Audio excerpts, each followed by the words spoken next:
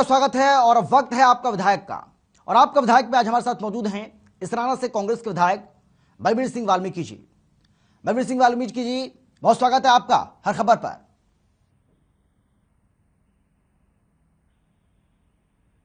Hello जी बलबीर जी, आवाज आ रही है आपको मेरी? सुन पा रहे हैं क्या आप मुझे? जी, आ रही है। जी बलबीर जी, बहुत स्वागत है आपका हर खबर पर। धन्यवाद। बलबीर जी, क्योंकि 5 राज्यों में विधानसभा का चुनाव हो रहा है सर, और तमाम जो विधायक हैं हम उनसे बातचीत कर रहे हैं। आपका विधायक में हम रोज बातचीत करते हैं, चाहे वो सत्ता पक्ष के विधायक हों या वो विपक्ष के विधायक हों। उससे ये सवाल जवाब का जो सिलसिला है वो लगातार हमारा चल रहा है सर। मैं सबसे पहले आपसे यही जानना चाहूंगा, जिन 5 राज्यों में विधानसभा का चुनाव हो रहा है सर, यूपी से इसकी शुरुआत हो चुकी है और बाकी जो राज्य हैं उनमें विधानसभा का चुनाव आने वाले समय में होगा सर। कांग्रेस की स्थिति कैसी आप देख पा रहे हैं? कितने राज्यों में आपकी पार्टी सरकार बना रही है? मेरा मानना है कि कांग्रेस की स्थिति बहुत ही अच्छी इन चुनाव में, इन राज्यों में रहेगी, क्योंकि कांग्रेस ही एक ऐसी पार्टी है जो 36 बिरादरी की पार्टी है और गरीब से गरीब आदमी कांग्रेस पार्टी में निष्ठा रखता है। मेरा मानना है कि इन 5 राज्यों में जो चुनाव है, कांग्रेस की छवि बहुत ही अच्छी इन चुनाव में रहने वाली है। लेकिन सर, जो आपके राजनीतिक विरोधी है वो तो ये कह रहे हैं कि आप पंजाब में अपनी सरकार को बचा पाए, वही बहुत बड़ी बात है। हम पंजाब में पूर्ण बहुमत से सरकार बनाएंगे। आप देखना जल्दी ही रिजल्ट आएगा और आप देखना कि पंजाब के अंदर कांग्रेस की सरकार होगी, क्योंकि कांग्रेस की सरकार होने का यही कारण है कि देश को जो है जीरो से यहाँ तक पहुंचाने का काम कांग्रेस पार्टी ने किया। 36 बिरादरी के किसी भी भाई का मान सम्मान होता है तो कांग्रेस पार्टी में होता है। किसी का धर्म पर झगड़ा नहीं होता है तो कांग्रेस के इशारे से नहीं होता, क्योंकि कांग्रेस का संदेश और इशारा है कि हम सब 36 बिरादरी के भाई हैं। कांग्रेस पार्टी एक ऐसी पार्टी है जो जाति पाति की बात नहीं करती है, आपस में किसी को लड़ाई लड़ाती है। कांग्रेस पार्टी ही भाईचारे की पार्टी है और पूरा देश इस समय समझ रहा है कि इस देश को आगे बढ़ाने में, देश को आजाद कराने से लेकर आज तक जो कुछ भी देश के अच्छे भविष्य के लिए, युवाओं के रोजगार के लिए, खिलाड़ियों के मान सम्मान के लिए और हर वर्ग के मान सम्मान और विकास के लिए देश के अंदर जो भी कुछ किया है, केवल और केवल कांग्रेस पार्टी ने किया है। मैं आपके चैनल के माध्यम से बताना चाहता हूं कि जब भी कांग्रेस की सरकार, जब इस कांग्रेस की सरकार इस देश में आई है तो तब देश ने उन्नति और विकास किया, देश प्रगति की ओर बढ़ा है। जब आप देख रहे हैं पिछले 2 प्लान से यहाँ का भाजपा की सरकार इस देश में है, आप मानो देश में भाजपा की सरकार ने सिवाय ढकोसले, झूठे वायदे अपने घोषणा पत्रों में किए हैं और कोई भी काम किसान के लिए, मजदूर के लिए, व्यापारी के लिए, कर्मचारी के लिए भाजपा की सरकार ने नहीं किया है। ये केवल और केवल एक जुमलाबाजी की सरकार है। मैं आपके माध्यम से देश की जनता को बताना चाहता हूं कि भाजपा की सरकार ने जिस प्रकार 2014 के चुनाव में एक घोषणा की थी कि हम देश के अंदर काला धन लाएंगे और हर कार्ड के आधार पर या हर, लेकिन बलबीर जी उसके बाद तो चुनाव हो गए ना साल 2019 में सर, लोकसभा का चुनाव हुआ 2019 में, लेकिन बंपर जीत हासिल की, एनडीए की फिर से सरकार बनी और पहले से ज्यादा सीटें बीजेपी ने हासिल की, वो बात अलग है सर। लेकिन देखिए, मैं आपसे जानना चाह रहा हूं सर, आप ये कह रहे हैं कि धर्म की राजनीति, जाति की राजनीति बीजेपी करती है, लेकिन सर प्रधानमंत्री नरेंद्र मोदी लगातार चुनावी प्रचार कर रहे हैं, हम देख रहे हैं तमाम राज्यों में वो जा रहे हैं और सबसे बड़ा हमला कांग्रेस पार्टी पर ही वो कर रहे हैं। वो कह रहे हैं कि कांग्रेस पार्टी की नीति है कि फूट डालो और शासन करो, उससे बाहर नहीं आ पा रही है कांग्रेस पार्टी। मैं आपको बताना चाहता हूं, मोदी जी को खतरा है तो कांग्रेस पार्टी से ही खतरा है।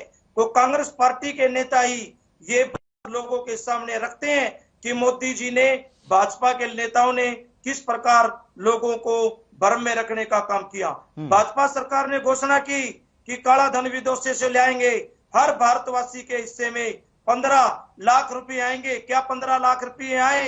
मैं आपके माध्यम से पूछ रहा हूं, मोदी सरकार ने घोषणा पत्र में, भाजपा के घोषणा पत्र में था कि हर वर्ष 2 करोड़ बेरोजगार युवाओं को देंगे, तो कितने बेरोजगार युवाओं को रोजगार दिया? मैं आपको बताना चाहता हूं कि हर वर्ग चाहे कोई आशा वर्कर है, चाहे कोई पीटीआई है, चाहे कोई गेस्ट टीचर है, चाहे कोई भी आदमी है, कोई भी महकमा ऐसा भाजपा की सरकार ने नहीं छोड़ा जिसको लाठियों से ना पीटा गया हो।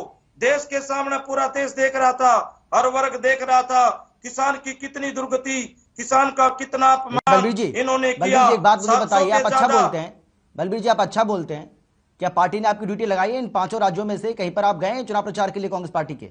जी, मेरी जहां जहां ड्यूटी लगती है मैं जाता हूं। मेरी ये ड्यूटी नहीं है कि भाई मैं मेरी जहां भी जरूरत होती है मैं वहां जाता हूं। जैसे मेरी अब ड्यूटी पश्चिम अमृतसर में है, वहां से हमारे साथी हैं राजकुमार वेरका जी, जो इस समय भी कांग्रेस में पंजाब कांग्रेस में मंत्री थे। मैं कहता हूं पंजाब सरकार, पंजाब में दोबारा फिर कांग्रेस की सरकार आएगी, आप देख लेना। और मैं हरियाणा की भी आपको बताता हूं कि आने वाले समय में जब भी हरियाणा के अंदर विधानसभा का चुनाव होगा, ठीक है चौधरी भूपेंद्र सिंह बलबीर जी, मैं माफी के साथ आपको रोक रहा हूं, छोटे से ब्रेक के लिए मुझे रुकना है। बलबीर जी एक छोटे से ब्रेक के लिए मुझे रुकना है और ब्रेक के बाद फौरन लौट रहे हैं और इस सवाल जवाब के सिलसिले को आगे बढ़ाते हैं, जल्द लौट रहे हैं।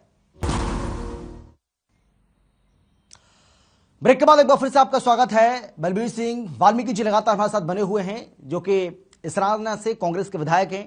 बलबीर सिंह जी, अब आप अपनी बात पूरी कर सकते हैं, उसके बाद मैं अगला सवाल आपसे करूंगा। सर, हमारा तो ये कहना है कि जिस प्रकार मैं इसराना से विधायक हूं, हरियाणा की विधानसभा का सदस्य हूं, मेरे हल्का इसराना में आप देखो, मैं शुरू करता हूं सड़कों की हालत। इसराना हल्के में एयर चौक पर, जहां मैं मानता हूं इस समय भी बारिश के समय आदमी वहां सड़क टूटी होने की वजह से लोग उसमें गिर गए, चोट लगी, कोई सुविधा नहीं।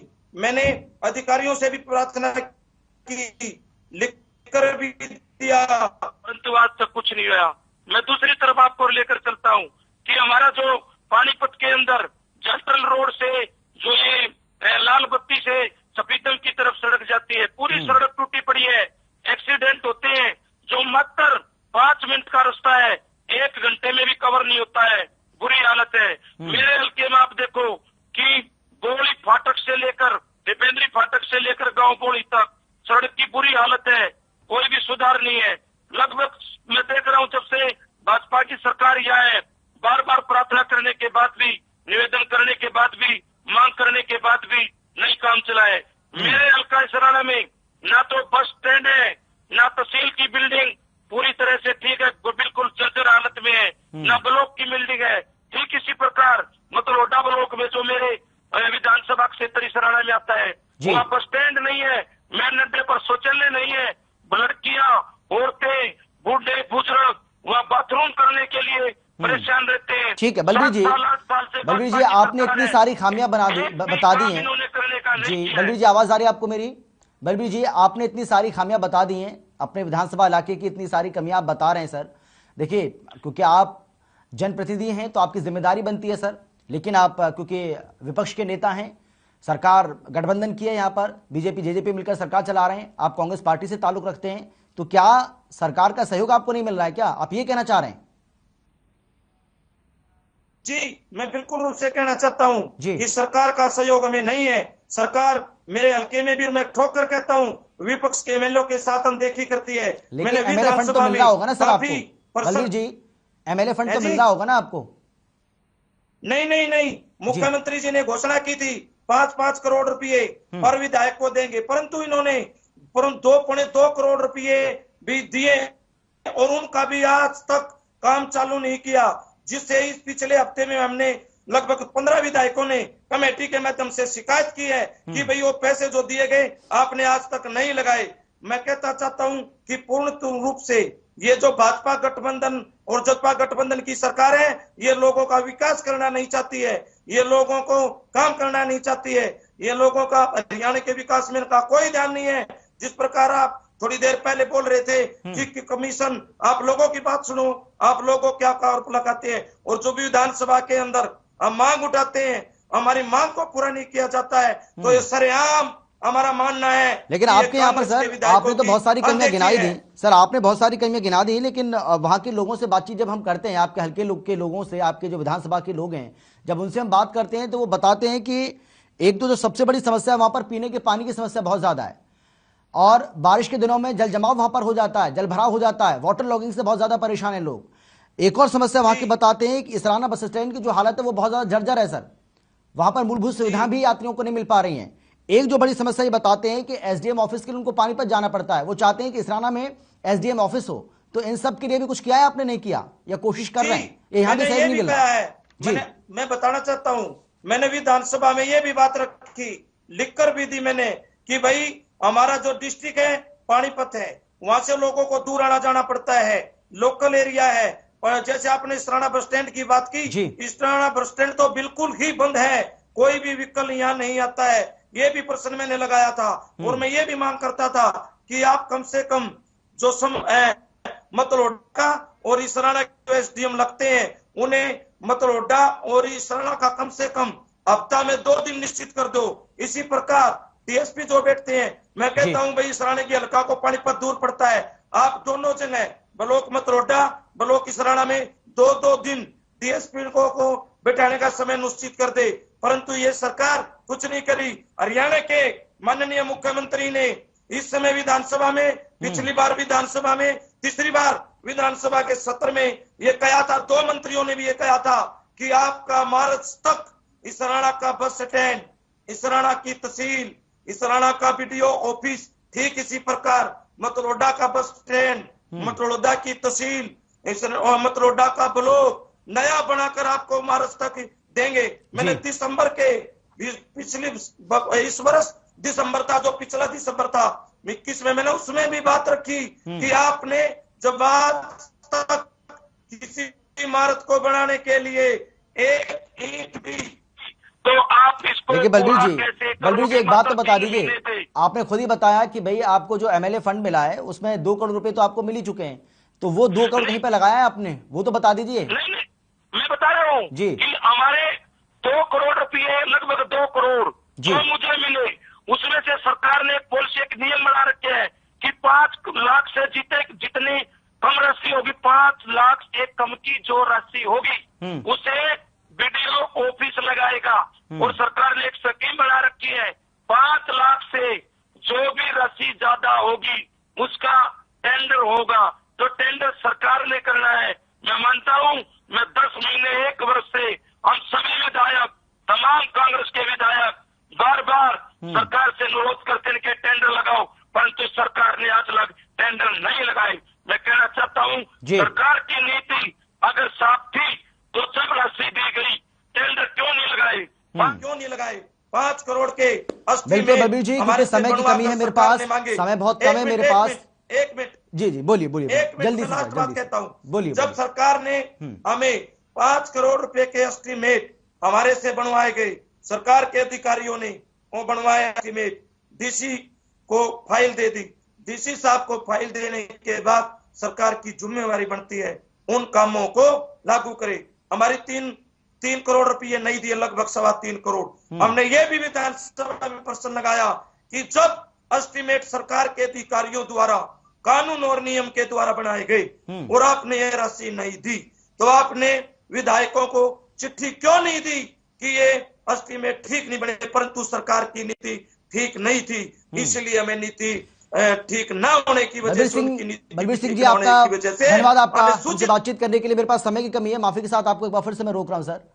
बहुत शुक्रिया आपका हमें समय देने के लिए, हमसे बातचीत करने के लिए। तो आपका विधायक में फिलहाल इतना ही। हमारे साथ मौजूद थे बलबीर सिंह वाल्मीकि जी, और सीधा आरोप वो लगा रहे हैं कि सरकार का सहयोग उनको नहीं मिल रहा है, और यही वजह है कि उनके इलाके में, उनके विधानसभा क्षेत्र में बहुत सारे ऐसे काम हैं जिनको वो करवाना चाहते हैं, लेकिन सरकार का सहयोग नहीं मिल रहा है और इसीलिए वो काम नहीं हो पा रहे हैं, जिसका उनको दुख भी है।